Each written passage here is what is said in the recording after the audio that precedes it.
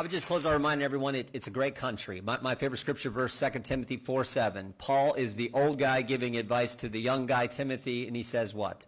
Fight the good fight, finish the course, keep the faith.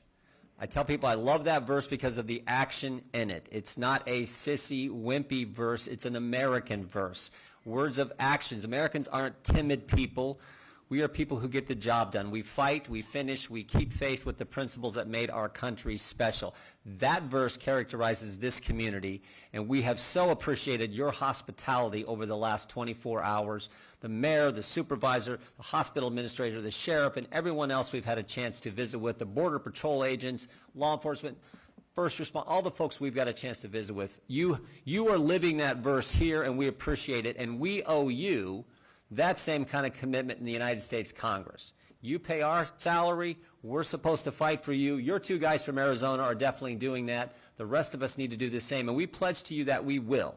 We understand how serious this situation is. I'll finish with this final story. I share this all the time because it had an impact on my wife and I. This is probably 10, 12 years ago. We lived north of Dayton, Ohio, near the town of Urbana. And about 12 years ago, we had some good friends of ours in Dayton. Said, are you guys free for dinner? It was the summertime of the year. And they said, yeah. They said, well, come down. We're going to meet them and meet us down here at our place in the Dayton area. We're going to go out to dinner. They said, before we go to dinner, we're going to tour the Wright brothers' home. And we said, great. We like history. We like, seeing that. We live in the house we raised our family in was built in 1837, and we liked old things in history. He said, sure. So we go down there. We pay the lady at the door with the Historical Society like $5, and they take you on a tour of this home, and you learn all kinds of neat things about these two amazing Americans. You learn about the bicycle shop, you learn about the things they tinkered and built and the stuff they did and all the things they were into. And it's a fascinating tour.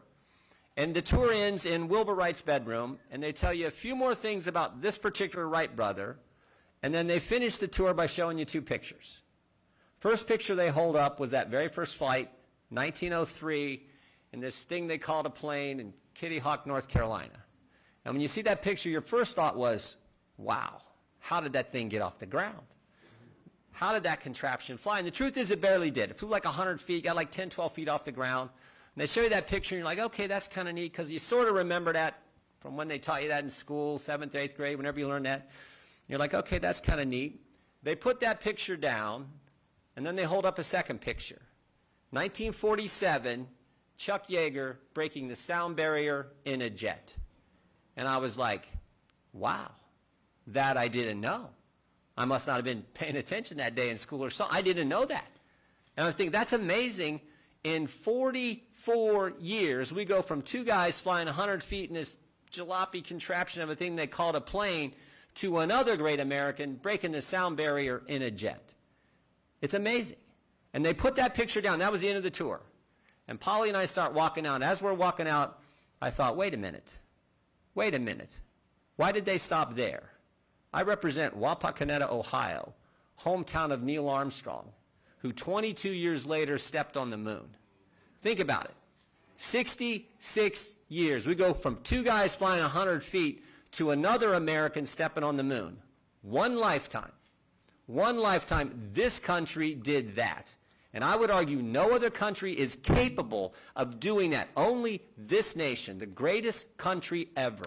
You can't fault people for wanting to come here. They just got to do it legally. And that's what we're going to fight for and make sure the law is enforced. Thank you all very much. Our committee is adjourned.